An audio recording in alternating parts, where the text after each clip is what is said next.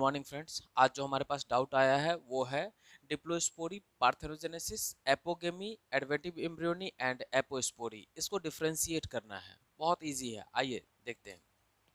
ये मैंने एक टिपिकल एंजियोस्पर्मिक ओव्यूल का क्रॉस सेक्शन लिया है। इसका मैंने क्रॉस सेक्शन लिया है। अब हम देखते हैं कि इसमें पार्ट्स क्या क्या हैं। ये वाला पार्ट क्या कहलाता है? फनिकल या फिर फनिक्यूलस। ये वाला एंड चैलेजल एंड है, ठीक है ना। ये जो दो कवरिंग्स दिख रही हैं इसे हम लोग क्या कहते हैं? इंटेग्यूमेंट कहते हैं। इंटेग्यूमेंट, ठीक है। ये वाला एंड माइक्रोपाइल कहलाता है। सॉरी, ये वाला एंड माइक्रोपाइल कहलाता है। इस जगह पर आप जो ये तीन सेल्स देख रहे हैं इसे एंटीपोडल्स कहते हैं।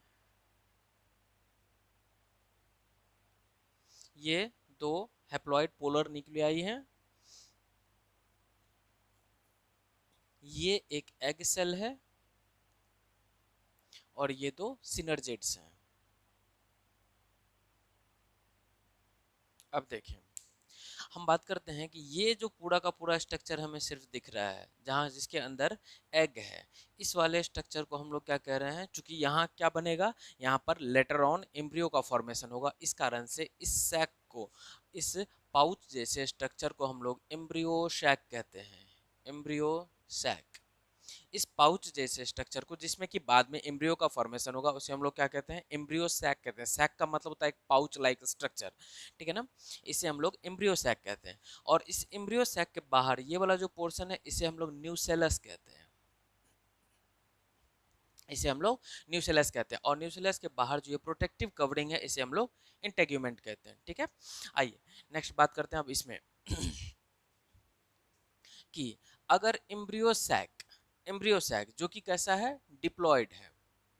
अगर इस डिप्लॉयड एम्ब्रियो सैक से बिना माइटोसिस किए, सॉरी बिना मियोसिस किए अगर एग का फॉर्मेशन होता है तो वो एग कैसा होगा?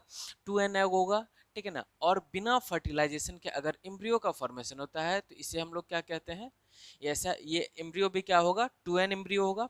अब देखिए, ये 2n एम्ब्रियो का फॉर्मेशन बिना फर्टिलाइजेशन के हुआ है तो हम लोग इसे क्या कहते हैं? इस तरह के फर्टिलाइजेशन को हम लोग पार्थेनोजेनेसिस कहते हैं। सॉरी, सेक्सुअल एसेक्सुअल रिप्रोडक्शन को हम लोग पार्थेनोजेनेसिस कहते हैं, जहां पर कि फर्टिलाइजेशन ना हुआ हो, ठीक है ना। पार्थेनोजेनेसिस कहते हैं। और यहाँ पर मैंने इसको नाम दिया है क्या? डिप्लोस्पोरी।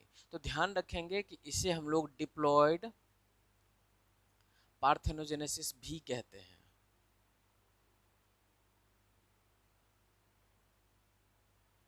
डिप्लॉयड पार्थेनोजेनेसिस भी कहते हैं। डिप्लोस्पोरी डिप्लॉयड पार्थेनोजेनेसिस भी होता है, ठीक है ना। नेक्स्ट बात करते हैं हैप्लॉइड एग। अगर एम्ब्रियो सैक में मियोसिस होने के बाद हैप्लॉइड एग का फॉर्मेशन होता है, हैप्लॉइड एग का फॉर्मेशन होता है और ये विदाउट फर्टिलाइजेशन अगर एम्ब्रियो का फॉर्मेशन करता है, ध्यान रखेंगे विदाउट फर्टिलाइजेशन एम्ब्रियो का अगर फॉर्मेशन होता है तो ये एम्ब्रियो क्या होगा? एन होगा। और इस जगह पर हम लोग इसे पार्थेनोजेनेसिस कहते हैं, ठीक है ना फ्रेंड्स। नेक्स्ट देखते हैं any haploid cell except egg cell. यानी कि अब तक हम लोग एम्ब्रियो के अंदर एग सेल की बात कर रहे थे। अगर एग सेल डिप्लॉयड है और बिना फर्टिलाइजेशन के अगर हो रहा है तो डिप्लोस्पोरी या फिर डिप्लॉयड पार्थेनोजेनेसिस। अगर एग सेल हैप्लॉयड है और हैप्लॉयड बिना फर्टिलाइजेशन के अगर फॉर्मेशन कर रहा है एम्ब्रियो का तो पार्थेनोजेनेसिस, ठीक है ना। अगर एग सेल के अलावा इस एग सेल को छोड़ करके इस एम्ब्रियो सैक का कोई सा भी हैप्लॉइड सेल, कोई सा भी हैप्लॉइड सेल अगर बिना फर्टिलाइजेशन के एम्ब्रियो का फॉर्मेशन करता है तो उसे हम लोग क्या कहेंगे? एपोगेमी कहेंगे, ठीक है ना। उसे हम लोग एपोगेमी कहेंगे।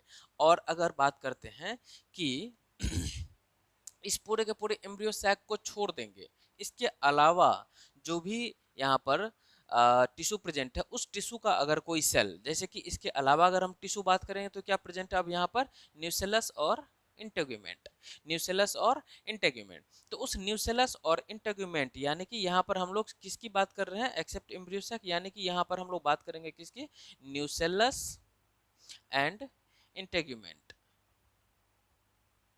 इंटेगुमेंट, सॉरी यहाँ पर और लिख देता हूं मैं, न्यूसेलस और इंटेगुमेंट। अगर इस दोनों में से किसी ने एम्ब्रियो का फॉर्मेशन किया तो ये कैसा एम्ब्रियो होगा, ये 2n एम्ब्रियो होगा, ठीक है ना।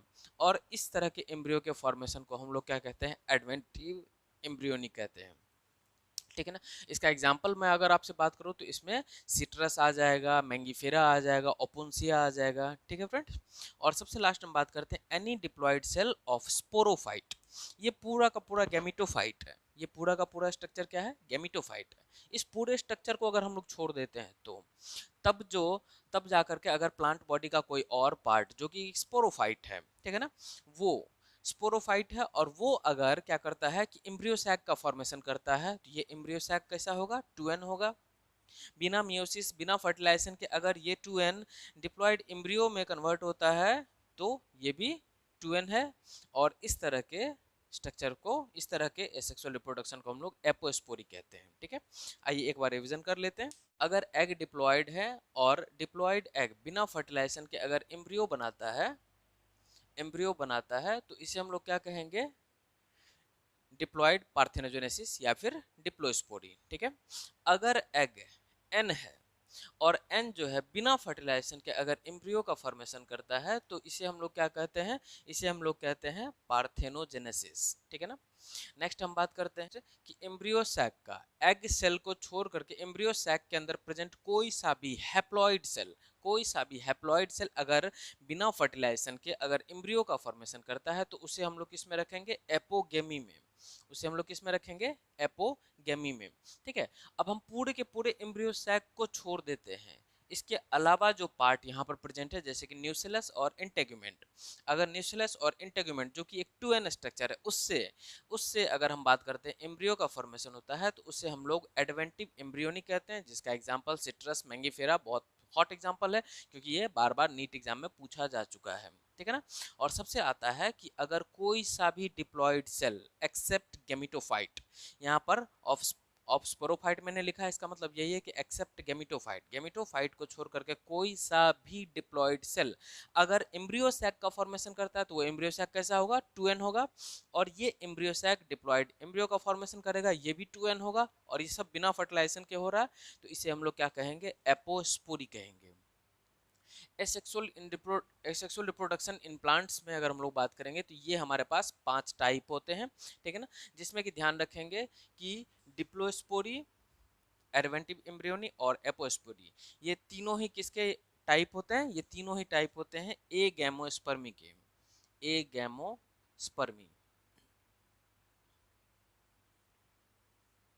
ए गैमोस्पर्मी के टाइप होते हैं, ठीक है फ्रेंड्स। इसमें अगर आपको कोई और डाउट बचा हो तो आप कमेंट सेक्शन में मुझे इन्फॉर्म करेंगे, मैं आपको इसका नेक्स्ट एक्सप्लेनेशन बता दूंगा, ठीक है ना friends. Thank you very much.